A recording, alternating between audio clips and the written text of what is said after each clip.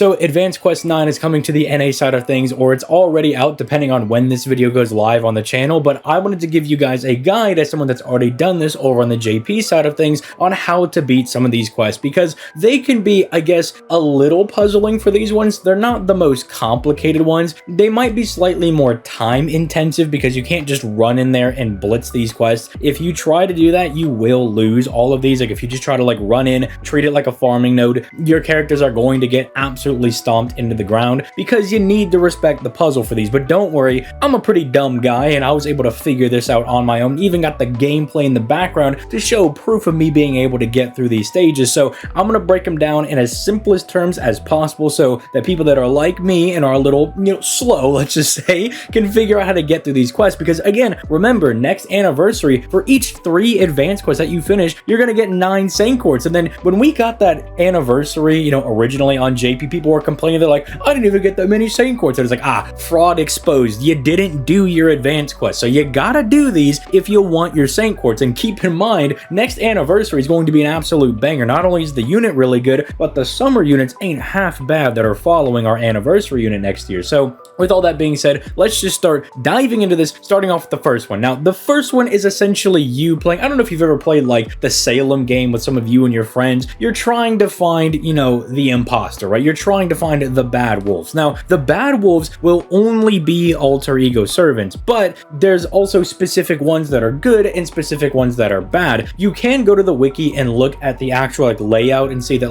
it's good wolf B is one of the bad wolves, and it's D is a bad one, G is a bad one, right? And you can kind of just snipe them out like that because you only want to take out the bad ones, which does mean you probably just want to bring a team of just decently strong servants. I mean, realistically, they only have like 4,000 HP, so you could bring just a team of berserkers. They're not going to hit you that hard. As you see in the gameplay in the background, like Morgan gets hit for like 55 damage, and I mean, she's a normal berserker with no defense, no damage cut, no nothing. They don't do any damage to you, right? In fact, some of the good wolves will try to buff your servants to try to help you take out some of the bad wolves, but realistically, if your servants are leveled up at all, they'll be able to take out these like 4.5k HP enemies, but that sometimes is a detriment because you do not want to take out the good wolves, and you certainly don't want to take out, say, the archer or the caster. As the caster, if you're trying to play by the rules and you don't want the wiki to spoil it, the caster is going to pinpoint which wolves are actually bad ones. It'll make them glow red, so you can actually see who you're supposed to take out. But realistically, you could just go to the wiki, you could just be like, oh, it's B, D, G, like I'll just do my brave chains, or I'll split up my attacks like so. The only thing is that you want to make sure that the number of your servants outweighs the number of bad wolves at the end of every turn, otherwise you'll start to lose some servants, right? So you do want to maintain that balance. Again, it's kind of like that Salem game. I'm pretty sure there's another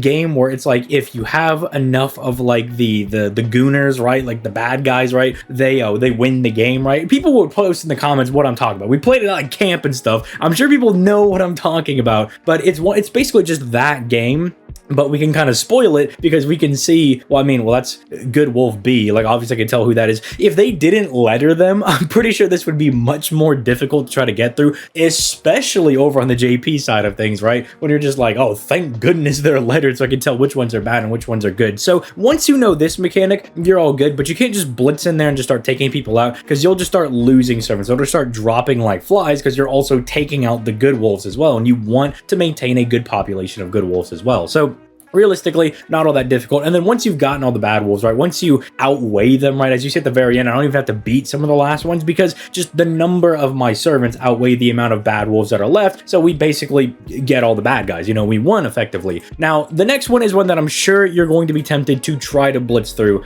And for that reason, I kind of prepared a half and half solution. I show that you can kind of blitz through 2 waves quite easily using Spartacus and Ibuki. So just to show that like someone as simple and as basic as Spartacus that everybody has can clear one of these waves. And then Ibuki is just more of like a normal servant that like, oh, it's just some 5-star you have that can clear a mixed node of, riders, assassins, lancers, just a variety of classes. And because the enemies replace themselves immediately, you can use Spartacus to take out the enemies. They will start draining his HP, but Ibuki has enough HP, so maybe pick somebody that has relative HP to what Ibuki has, and then you bring them, and then they're able to take out the next wave, which really takes off a lot of the pressure on your mainline servants. Now, I brought somebody like Lady Avalon and Merlin because them giving you max HP will help you live in this fight. Now, you can try to engage with the whole thing where it's like, oh, if you don't have the poison, they gain extra NP every single turn and blah, blah, blah, blah, blah, blah. Look, listen, you can blitz the first half, cut out a couple of the nodes, then take it a little bit slow, maybe like start chipping away at some of them just slowly yet surely, and then you can have one big explosive turn. As you'll see later on, you know, I get this clear with Morgan, obviously. Like, if I'm not doing it with Morgan, I gotta be a fraud, right? Like, so can't have Morgan as my husband and not clearing these stages with her, right? And so we get this big explosive turn where I'm able to wipe out the last node, and then Morgan just cleans through, you know, the last guy with like the buster cards that she has following up. You know, it's a very explosive final turn. You can build up for those, right? You can set those up. You just kind of have to prepare for it. You can't just jump the gun because you will lose. You gotta be a little bit patient on this stage. But if you're willing to be a little bit patient, you'll get it done. You know, you shouldn't have any problems at all whatsoever. But patience is the name of the game for the final one. And this one is the one that annoyed me the most, so much so that I did not even bother going back to get gameplay for it. I know some people are going to say that ZTL, that puts you on fraud watch. But look, listen, once you do this quest once, you don't want to do it again. I mean, we did it on live stream about a year ago, and it took us like, I don't know, like 45 minutes to an hour to get through because it was the first time, you know, it came out and we were trying to clear it. But it is really dummy annoying. Essentially, what you're trying to do is you're trying to take out all of the Dragon Tooth warriors at once, because Medea can only be damaged when the Dragon Tooth warriors are all gone. But here's the problem. Each Dragon Tooth warrior has a different amount of guts. Archers have 1, assassins have 2, sabers have 3. So it's highly advised that you bring a single target and an AoE. A single target to start like chipping away at some of their HP, to start chipping away at guts, because you don't want to use too many AoEs, because if you trigger, like if one of them goes down and the others are still alive, Medea will just summon another one, right? It can get very, very annoying. So it's all about management. Again, like the first one, these guys aren't all that beefy, and Medea herself only has like 183k HP. So you definitely could set up a turn where you fire an AoE NP and maybe you have somebody like a Super Orion, a Morgan, you know, just anybody that has like explosive abilities to do crits, like pick any strong, like a Ketz even. You could do a AoE NP and then like wipe out all the guys. Medea loses her protection, and then that guy just goes in and absolutely destroys them. For me, I made the mistake of not having all my buffs up, so I had to go through this twice of setting up, getting rid of all of the Dragon Tooth warriors and attacking Medea, because the time that my single target went after Medea didn't have any of their buffs, so they didn't do enough damage to actually drop her, right? Which can be a little bit annoying. She does also have arts resistance down, so if you're thinking of a particular servant you want to bring to try to damage her, try to pick an arts one. If you're trying to think that, you know what, screw doing all this, I'm just going to do damage over time. It doesn't work. She's completely debuff immune. You know, you can't do that. And she takes no damage because she has this, it'll show as a dodge buff, and you'll think you're clever for bringing a Pierce, Invul, or Sure Hit ability. I already tried that. Doesn't work. You know, they're smarter than that. So realistically, it's all about managing the enemies, you know, managing how many guts they have to wipe them all out at once and then get big hits on Medea. And again, don't feel bad if you can't drop Medea in one turn, because again, like I said myself, I kind of messed up my buff management and I had to take out Medea in 2 rotations. It's not as bad as it sounds. It just takes a long time, because the simplicity of it is just, oh, okay, so I take out 2 of your guts, then I take out 1 of your guts, and then I AoE, take everybody out, right? And then now I can damage Medea, right? It's very, very simple in that aspect. It just takes a little bit of time to set up, and then sometimes you can get really bad card RNG where you're like, I really just needed a Brave Chain and now I have to hit 2 of these guys. Stuff like that can be a little bit annoying, especially if you're not as experienced with managing your cards and everything. But it's one of those things that after you do it, you'll be like, ah, okay, like that makes sense. I kind of get what's going on. I'm never going to do it again, but